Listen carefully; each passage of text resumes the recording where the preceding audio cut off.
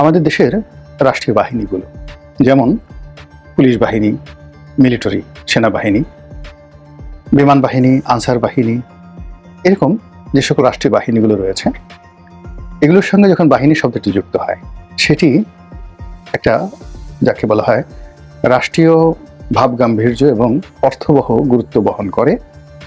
এবং এই সকল বাহিনীর নাম শুনলে যারা অপরাধী তারা ভয় পায়, আর যারা সাধারণ জনগণ তারা তাদেরকে দেখলে আশ্বস্ত অনুভব করে।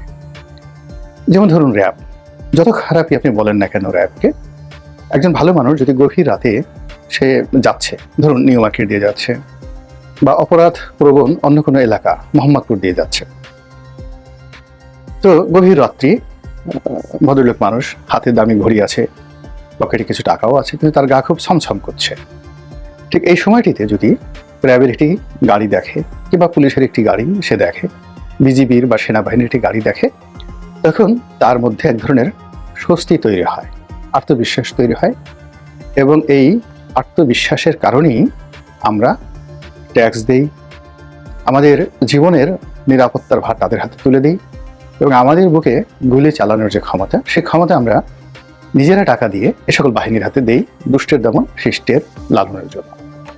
তো এই রাষ্ট্রগুলো যখন তাদের রাষ্ট্রীয় বাহিনীগুলোকে শক্তিশালী করতে পারে, তখন আর সেখানে অন্য কোনো বাহিনী তৈরি হয় না। হাতুড়ি বাহিনী, চাপাতি বাহিনী, তারপর কাছি বাহিনী, খুন্তা বাহিনী, কুড়াল বাহিনী, এগুলো তৈরি হয় না। তারপর যেমন সেনাবাহিনীর প্রধান জেনারেল অমুক, পুলিশের প্রধান আইজিপি সাহেব, এই নামগুলো যত সুন্দরভাবে উচ্চারিত হয়, তার সঙ্গে সঙ্গে যে সকল বাহিনী যেটা রাষ্ট্রের প্যারালাল বা রাষ্ট্রকে চ্যালেঞ্জ করে বা সাধারণ মানুষের জীবনকে তছনছ করে দেওয়ার জন্য তৈরি হয়, সে সকল বাহিনীর প্রধানের নাম থাকে গালকাটা কামাল, মুরগি মিলন, টোকাই সাগর, ইত্যাদি ইত্যাদি বিভিন্ন নামগুলো থাকে। তো এই নামগুলো এবং এই বাহিনীগুলো যত বেশি শক্তিশালী হয়, যত বেশি তাণ্ডব চালায়, ততই একটি রাষ্ট্র তার উৎপাদনের ক্ষমতা হারিয়ে ফেলে, তার যে বৈশিষ্ট্য সেটি ধূলিসাৎ হয়, দেশ এবং বিদেশে সেই রাষ্ট্রটির যে স্বীকৃতি এটি কমতে থাকে। তো আমাদের দেশে একটা সময় বিভিন্ন রকম সন্ত্রাসী গ্রুপ ছিল, পিসি হেলাল ছিল, ডেভিড ছিল, তারপর আরো অনেক, হান্নান বাহিনী ছিল, লিয়াকত বাহিনী ছিল, 7 স্টার গ্রুপ ছিল, 5 স্টার গ্রুপ ছিল, এর বাইরে আরো অনেক বড় বড়, পুরনো ঢাকাতে ছিল ডাকাত শহীদ, এরকম। তো সেই জিনিসগুলো মূলত গত 15 বছরে ছিল না। 15 বছরে রাষ্ট্রীয় বাহিনীগুলোর সন্ত্রাস ছিল, চাঁদাবাজি ছিল। যেমন ধরুন র্যাবের 7 মার্ডার, ইলিয়াস আলীর গুম হয়ে যাওয়া, আয়না ঘর, এই বিষয়গুলো রাষ্ট্রীয় বাহিনীগুলো করেছে। ফলে রাষ্ট্রীয় বাহিনীগুলো নিয়ে মানুষের মধ্যে এক ধরনের ভয় আতঙ্ক কাজ করেছে, বাট এটা জনমনে অস্থিরতা তৈরি করেনি। মানে একই সঙ্গে যুগপৎভাবে যারা রাজনৈতিক প্রতিপক্ষ, তাদের প্রতি যাকে বলা হয় জুলুমের স্টিম রোলার হিসেবে সরকার এই রাষ্ট্রীয় প্রতিষ্ঠানগুলোকে ব্যবহার করেছে। কিন্তু অন্যদিকে যারা সাধারণ আম জনতা, তাদের মধ্যে আসলে এটা নিয়ে তেমন কোনো উদ্বেগ বা যাকে বলে আতঙ্ক ছিল না। কিন্তু যখন রাষ্ট্রীয় বাহিনীগুলো ফেইল করে, যেভাবে 1974 সনে ফেইল করেছিল, ফেইল করার ফলে সেখানে সর্বহারা পার্টির যে উদ্ভব হয়েছিল, তো সিরাজ শিকদার নিহত হওয়ার পরও সেই সর্বহারা পার্টির দাপট আমাদের দক্ষিণবঙ্গ, কুষ্টিয়া থেকে শুরু করে মেহেরপুর, সাতক্ষীরা, যশোর, এ সকল এলাকাতে, পূর্ব বাংলার সর্বহারা পার্টি শরীয়তপুর, ভেদরগঞ্জ, গোসাইরহাট, এ সকল এলাকাতে এদের দাপট 1990 সন পর্যন্ত ছিল। ফলে আপনার যে কোনো একটা দুর্বৃত্তপনা যখন শুরু হয়, এটি অন অ্যাভারেজে অ্যাটলিস্ট 20 বছর থাকে। আপনি দেখুন আওয়ামী লীগের জমানাতে হাতুড়ি বাহিনীর উদ্ভব হয়েছিল। এখন সেই হাতুড়ি বাহিনী কিভাবে আওয়ামী লীগের জন্য বুমেরাং হয়ে পড়েছে। সেই হাতুড়ি বাহিনী ভিন্ন নাম নিয়ে, ভিন্ন পরিস্থিতি নিয়ে এখন 32 নম্বর ভাঙার ক্ষেত্রে ব্যবহৃত হয়েছে। এবং একটা দুটো হাতুড়ি নয়, যে হাতুড়ি দিয়ে বা যে চাপাতি দিয়ে আওয়ামী লীগের প্রতিপক্ষকে সাহায্য করত, এখন সেই হাতুড়ি এবং প্রতিপক্ষ মানে চাপাতি দিয়ে আওয়ামী লীগ, যারা একেবারে আওয়ামী লীগের আম জনতা, তাদের জীবনকে তছনছ করে দেওয়া হচ্ছে। এবং এটি থামবে না, এটি চলতেই থাকবে। রাতারাতি যখনই কোনো একটা সমাজে যে কোনো একটা জীবাণু আসে, ভাইরাস আসে, তো ওখানে অ্যান্টিভাইরাস না আসা পর্যন্ত ওই ভাইরাস নষ্ট হয় না। তা আমাদের এই গত 6-7 মাসে যে মন্দ বিষয়গুলো আমাদের এই সমাজে ঢুকে গেছে, সেটাকে আপনি মব জাস্টিস বলেন, হাতুড়ি বাহিনী বলেন, বুলডোজার বাহিনী বলেন, এগুলো আসলে থামবে না। এগুলো থামার জন্য অ্যান্টিভাইরাস হলো সুশাসন, অ্যান্টিভাইরাস হলো আইনের শাসন, অ্যান্টিভাইরাস হলো মানুষের গণতান্ত্রিক বোধ এবং বুদ্ধি এবং জনসচেতনতা, যেটি কম করে হলেও 10 থেকে 15 বছর, কোনো কোনো ক্ষেত্রে 20 বছর যাকে বলা হয় প্রয়োজন হয়। তো কাজেই এই যে এখন বুলডোজার বাহিনীর যে দাপট, এই বুলডোজার বাহিনীর দাপট এটি চলতে থাকবে এবং এটি আপনি মেনে নিয়ে যদি সতর্ক হন, স্বাভাবিকভাবে জীবনযাপন করেন, তাহলে আপনি ক্ষতিগ্রস্ত থেকে আপনি রক্ষা করতে পারবেন নিজেকে। এখন এই যে বুলডোজার বাহিনীটা শুরু হয়ে গেল, এটি নিয়ে পরে কথা বলবো, কিন্তু এটি শুরু হলো কি করে? এটি কিন্তু আওয়ামী লীগ শুরু করেছিল। আমার বাড়িটি, মানে আমি অন্যের কথা বাদ দিয়ে আমার বাড়িটি 2022 সনে এরকমভাবে সম্পূর্ণ কোনো আইন নাই, কানুন নাই, বেআইনি বললেও ভুল হবে। আমি বাধ্য হয়ে দেখা গেল তাড়াতাড়ি এসে হাইকোর্টে এটার জন্য একটা রিট পিটিশন করলাম এবং হাইকোর্টে যখন এটা শুনানির জন্য গ্রহণ করা ছিল, ঠিক সেই অবস্থাতে পৃথিবীর কোনো আইনগত শক্তি ওই বাড়ি ভাঙতে পারে না। তো শুনানির জন্য যে মামলাটি পেন্ডিং, হয়তো 1 সপ্তাহ পরে শুনবে, কিন্তু তার আগেই দেখা গেল যে ভেঙে গুড়িয়ে চুরমার করে দেওয়া হলো এই বুলডোজার দিয়ে। আবার সেই বুলডোজারের সঙ্গে হাতুড়ি বাহিনী নিয়োগ করা হয়েছিল 100-150 সেই তৎকালীন যারা এই কর্মে জড়িত ছিল, জেলা প্রশাসক, বিনা ভোটের এমপির মামা, সাবেক প্রধান নির্বাচন কমিশন নুরুল হুদা, তারা প্রায় 100-র মতো এরকম হাতুড়ি বাহিনী, যারা জনমনে আতঙ্ক সৃষ্টি করার জন্য বুলডোজারের পাশাপাশি হাতুড়ি দিয়ে সেই বাড়ি ভাঙতে হবে। তারপর যাকে বলা হয় ওই বাড়িতে যা কিছু আছে লুটপাট করতে হবে। মানে আমার মা, আমার ভাই বা অন্য পরিবারে যারা ছিলেন, তারা 10 মিনিট সময়ও পায়নি ওইখান থেকে প্রাণ নিয়ে বের হওয়ার জন্য। জাস্ট বের হয়ে গেছে। আর ওই বাসার যা কিছু রয়েছে, আপনি বোঝার চেষ্টা করুন, একজন সংসদ সদস্য, এই সমাজে একজন সচ্ছল ব্যক্তি, আমার বাবাও যথেষ্ট সচ্ছল ছিলেন, এরকম একটা পরিবারের সংগ্রহে সেই 60 থেকে 70 বছরের যে সংগৃহীত আবেগময় অনেক কিছু থাকে। ধরুন একটা ছোট আংটি থাকে, ছোট একটা গহনা থাকে, গলার একটা হার থাকে, হাতের একটা বালা থাকে, কিছু দলিল দস্তাবেজ থাকে। উলানিয়া আমার যে বাড়ি, পটুয়াখালী জেলার গলাচিপা উপজেলার উলানিয়া বন্দর, অন্তত পক্ষে 50,000 লোকের উপস্থিতিতে পুরো বাড়ি লুটপাট করে নেওয়া হয়েছে। তো এটা দেখেন একটা বিচ্ছিন্ন ঘটনা ওই সময়টিতে। আর যেহেতু আমি খুব ক্ষুদ্র মানুষ, ওটা নিয়ে এত কিছু হয়নি। তা আমারই মতো এরকমভাবে দেখা গেল এর আগে মধু সাহেবের বাড়িতে এরকম হয়েছে, আর অনেক কিছু হয়েছে। খালেদা জিয়ার বাড়ির কথা তো আমরা সবাই জানি।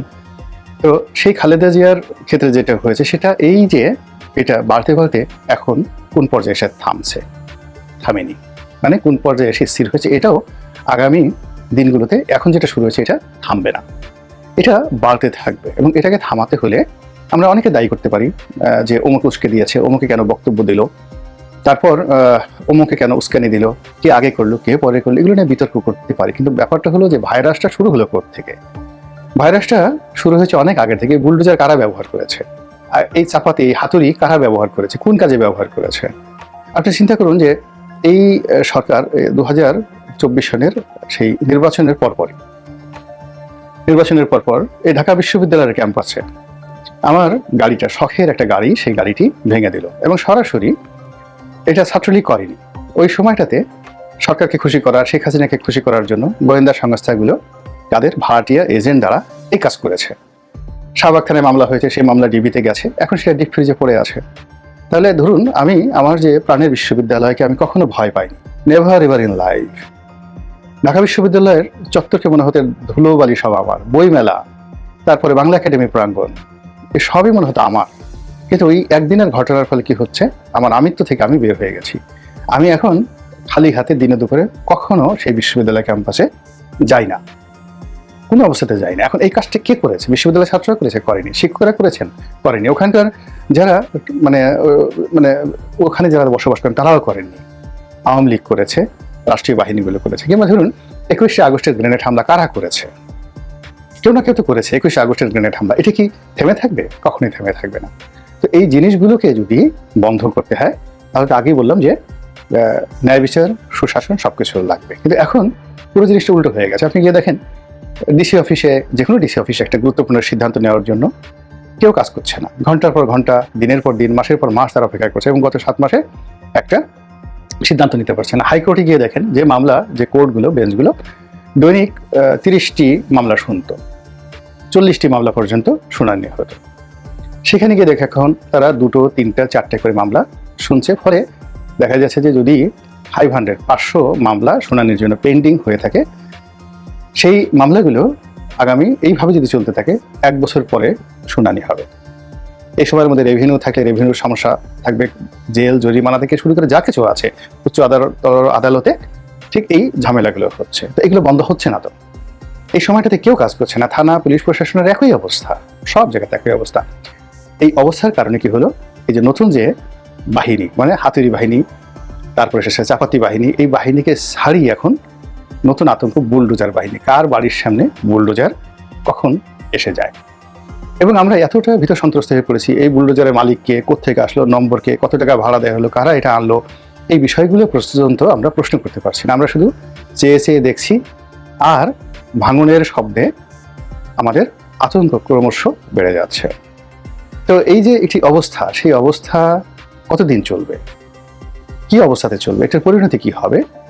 এই পরিণতির মধ্যে শুধু একটা বলতে পারি যে ধরুন আওয়ামী লীগের লোকজন কিংবা আওয়ামী লীগের যারা সাপোর্টার বা ধরুন অ্যালাইট, যেমন এখন এই বুলডোজার নিয়ে দেখাতে হচ্ছে। এক পক্ষ এই বুলডোজার বাহিনীকে উদ্বুদ্ধ করার জন্য চট্টগ্রামের মেয়র, সাবেক মেয়র জনাব মহিউদ্দিন চৌধুরীর বাড়ি দেখাচ্ছে, যে বাড়িটা ফুটফুটে সুন্দর, দেখতে অনেক সুন্দর। আর এক পক্ষ আবার সঙ্গে সঙ্গে ডক্টর মোহাম্মদ ইউনূসের বাড়ির ছবি চট্টগ্রামে দিয়ে দিচ্ছে যে এই বাড়িটা অনেক সুন্দর, গেল ভালো কথা। এক পক্ষ প্রথম আলোর বিল্ডিং এর ছবি দিয়ে দিচ্ছে এবং বলা হচ্ছে যে এই বিল্ডিংটা খুবই সুন্দর, মানে এখানে বুলডোজার বাহিনী যদি আসে এই বিল্ডিংটা ভাঙে, এক পক্ষ খুব খুশি হয়ে যাবে। ফলে চিন্তা করুন যে এই গত 15টি বছরে যারা সরকারের সঙ্গে বাধ্য হয়ে হোক, প্রয়োজনে হোক, লোভে হোক, লালসার কারণে হোক জড়িত ছিল, এখন তাদের মনে কি আতঙ্ক। আলটিমেটলি গাজী গ্রুপ শেষ, বেক্সিমকো গ্রুপ শেষ, এস আলম গ্রুপ শেষ, এবং এই সকল গ্রুপের 2 লক্ষ কোটি টাকার মতো ঋণ, লুটপাটের প্রায় 5 লক্ষ থেকে 1000 কোটি টাকা দেশের বাইরে পাচার, এবং এই সকল প্রতিষ্ঠানে 5 লাখের মতো কর্মচারী পথে বসেছে। এখন টার্গেট করা হচ্ছে মেঘনা গ্রুপ, মানে 71 টেলিভিশনকে যারা ফাইন্যান্স করেছে মেঘনা গ্রুপ। টার্গেট করা হচ্ছে সিটি গ্রুপ। সিটি গ্রুপ মানে আটা ময়দা যে তীরের সবচেয়ে বাংলাদেশের বড় কোম্পানি, তারা সময় টেলিভিশনের মালিক, তাদেরকে টার্গেট করা হচ্ছে। এরপরে বসুন্ধরা গ্রুপ তো টার্গেটের মধ্যে আছে। তারা মানে কোনো অবস্থাতেই ঘুরে ফিরে একটা নেগোসিয়েশন করে তারা টিকে থাকার চেষ্টা করছে, কিন্তু কতদিন টিকে থাকতে পারবে আই ডোন্ট নো। সিমিলারলি প্রথম আলোর যে মালিক পক্ষের যে গ্রুপ, ট্রান্সকম গ্রুপ, এটাকেও মাটির সঙ্গে মিশিয়ে দেওয়ার জন্য সবাই চেষ্টা করছে। তাহলে বাংলাদেশের রইলটা কি, থাকলোটা কি? এরপরে ধরেন প্রধানমন্ত্রী সেই সমাবেশে প্রাণের মালিক গেছে, সর্বশেষ যে সংবাদ সম্মেলনটা হলো বা ব্যবসায়ীদের একটা মানে যাকে বলা হয় অনুষ্ঠান হলো, এখন প্রাণের সারা বাংলাদেশে শত শত আউটলেট এবং শতাধিক তাদের গোডাউন, কারখানা রয়েছে প্রাণের, এবং বাংলাদেশের সবচেয়ে বড় কোম্পানি, 1 লাখ লোক সেখানে চাকরি করে। আরেকটি কোম্পানি আছে জনাব একে আজাদের হামিম গ্রুপ। হামিম গ্রুপের সঙ্গে নিউজ 24, চ্যানেল 24, সমকাল পত্রিকা, এই 2টো প্রতিষ্ঠান রয়েছে। তার সঙ্গে সঙ্গে এখানেও প্রায় 50,000 লোক চাকরি করছে। তো ওনারা সবাই মোরলেস তাদের ব্যবসা করার জন্য রাষ্ট্রের সঙ্গে সমঝোতা করতে হয়েছে, রাষ্ট্রের যারা পরিচালক তাদের সঙ্গে সখ্যতা করতে হয়েছে, আর অন্য ভাষায় বলতে গেলে দালালি করতে হয়েছে। অনেক ইচ্ছা করে করেছেন, সম্পত্তি বাড়ানোর জন্য, অনেক অস্তিত্বের জন্য করেছেন। এখন এদের অবস্থা কি হবে? প্রতি মুহূর্তে তাদেরকে যদি বুলডোজার বাহিনীর আতঙ্ক তাদেরকে গ্রাস করে, তাহলে তারা কি করে সাস্টেইন করবে? এখন এই যে আকম মোজাম্মেল হক সাহেবের বাড়িতে সেই বুলডোজার বাহিনী গেছে, এখন ওয়ালটন গ্রুপের কি হবে? সেই প্রতিষ্ঠানে তো 40,000 লোক চাকরি করছে। ওয়ালটন গ্রুপের সাথে মোজাম্মেল সাহেবের, মানে মুক্তিযোদ্ধা মন্ত্রী মোজাম্মেল সাহেবের, তারপরে গাজীপুরের মেয়র জাহাঙ্গীরের খুবই ভালো সম্পর্ক ছিল। এখন ওয়ালটনের অবস্থা কি হবে? এই 40,000 লোক কোথায় যাবে? আপনি চিন্তা করেন যে একইভাবে আরো অনেকগুলো কোম্পানির নাম আমি এই মুহূর্তে বলতে পারবো, যাদের সবার মধ্যে এখন এই বুলডোজার আতঙ্ক কাজ করছে, এবং এই আতঙ্কের ফলে এদের উৎপাদন কমে যাবে, এদের বিনিয়োগ ক্ষমতা কমে যাবে, এরা অনেকে দেশ ছেড়ে পালিয়ে যাবেন, অনেকে গা ঢাকা দিবেন, আর সাধারণ শ্রমিক জনগণ রাস্তায় বসে পড়বে। কাজেই যারা এখন ক্ষমতা আছেন তারা তো বটেই, আমরা যারা সাধারণ জনগণ আছি আমাদের সবাইকে যেভাবে হোক আইন শৃঙ্খলা ফিরিয়ে আনার জন্য, এই অস্থিরতা দূর করার জন্য, সুশাসন প্রতিষ্ঠা করার জন্য যার যার অবস্থান থেকে পবিত্রতার সাথে আল্লাহকে স্মরণ রেখে দায়িত্ব পালন করতে হবে। Subscribe to my channel.